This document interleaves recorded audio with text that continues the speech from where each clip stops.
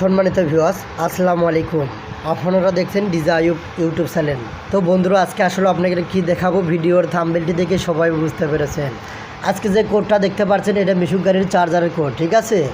তো একটা চার্জার যখন পুড়ে যাবে, আপনারা সুন্দর করে কোডটা ড্রেসিং করবেন। এগুলো মুড়ি কিন্তু অনেক সময় ধার থাকে, ঠিক আছে।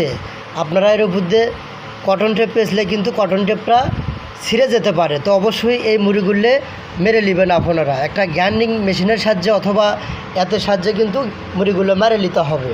তারপরে এই কোডটা যে চকচকা দেখতে পাচ্ছেন, এর উপর দিয়ে যদি আমরা বার্নিশ করি তাহলে কিন্তু কোডের ভিতর থেকে ব্যাক সাউন্ড কম আসবে এবং দীর্ঘদিন টিকসই হবে। অবশ্যই আপনারা সুন্দর করে ড্রেসিং করবেন, ঠিক আছে।